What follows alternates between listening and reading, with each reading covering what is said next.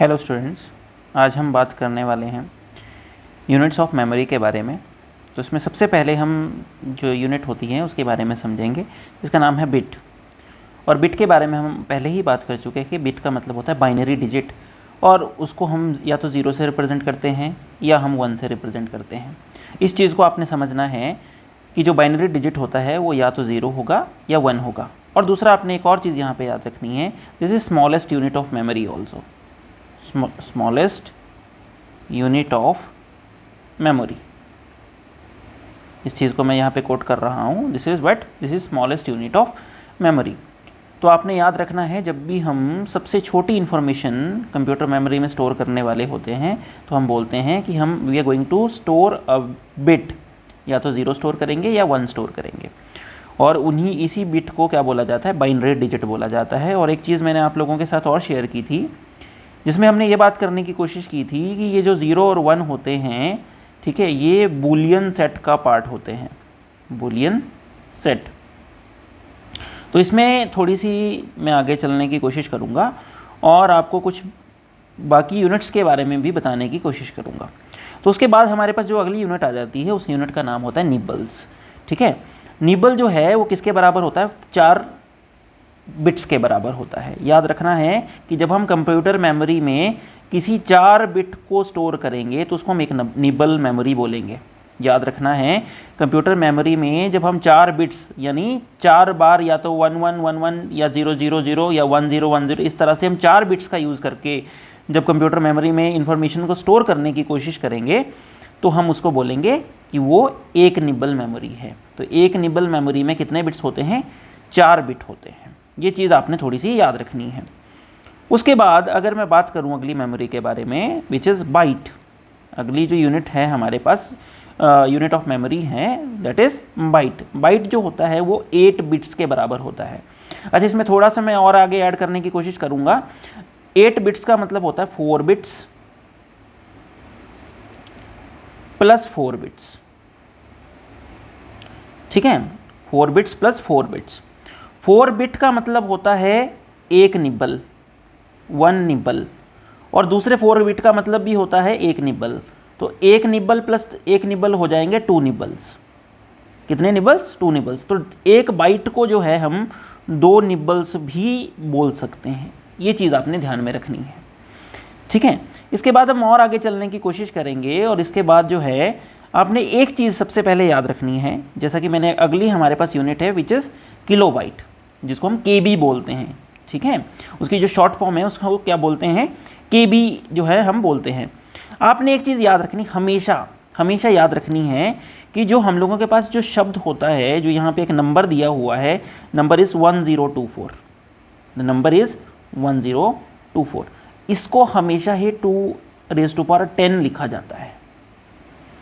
1024 को हमेशा ही जब हम कन्वर्ट करके लिखते हैं, इसको लिख सकते हैं हम 2 की घात 10, 2⁻10। बस ये चीज़ आपने याद रखनी है, और इसी से हम बाकी सारी आगे की जितनी भी यूनिट्स होंगी उसको बड़े इजीली बना पाएंगे। तो आपने ध्यान में रखना है कि अगर मैं केबी के बारे में बात करूं तो एक केबी जो है वो 1024 बाइट के बराबर होता है।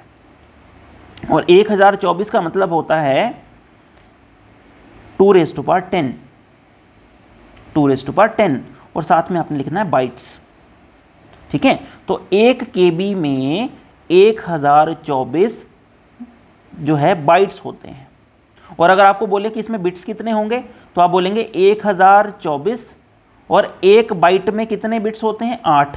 तो 1024 मल्टीप्लाइड बाई 8, 1024 मल्टीप्लाइड बाई 8। इस तरह से आप इसमें क्या बता सकते हो, बिट्स बता सकते हो, बिट्स। अब मैं आगे चलने की कोशिश करूंगा और अगली यूनिट के बारे में बात करूंगा which is MB, 1 megabyte. 1 megabyte जो है वो 1024 KB के बराबर होता है। जैसा कि मैंने यहाँ पे KB फाइंड आउट किया, KB जो है 1024 बाइट के बराबर होता है। इसी तरह से जो 1 MB होता है वो 1024 यानी 1024 KBs के बराबर होगा। तो 1024 KB का ध्यान रखना है कि 1024 को तो लिख सकते हैं हम 2⁻10 मल्टीप्लाई, साथ में KB का मतलब भी क्या होता है, 2⁻10। सो 2⁻10 बाइट्स। अच्छा देखो भाई, जब बेस सेम होगा पावर्स ऐड कर जाएंगी, तो बन जाएगा 2⁻20। तो 2 की पावर 20 बाइट्स। तो 1 MB में कितने बाइट्स होते हैं? 2 की पावर 20, यानी 2 पावर 20 बाइट्स होते हैं। जब हमने MBs के बारे में पढ़ लिया, तो जनरली जब हम MBs के बारे में बात कर लेते हैं, तो इससे एक और बड़ी यूनिट हमारे पास आती है, विच इज़ GB।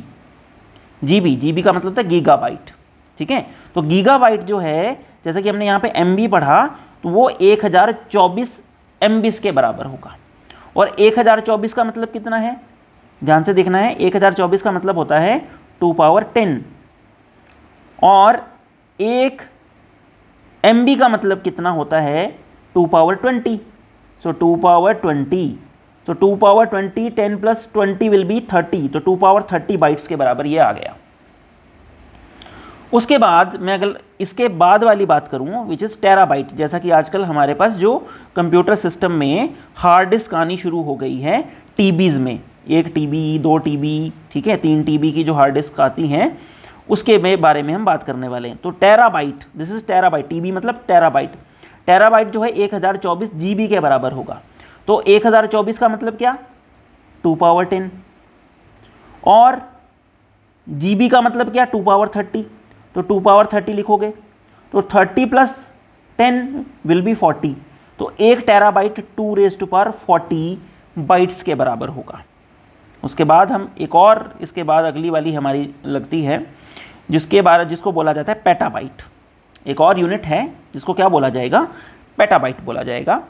पेटाबाइट में आपने ध्यान में रखना है कि 1 पेटाबाइट जो है 1024, आपने एक चीज़ देखी होगी कि 1024 जो है, 1024 जो है, सभी में कॉमन है। ठीक है, तो 1024 का मतलब कितना है? 2⁻10, और TB का मतलब कितना होता है? 40। तो 10 प्लस 40 50 हो गया। तो 2⁻50 बाइट्स जो है 1 पेटाबाइट में होते हैं।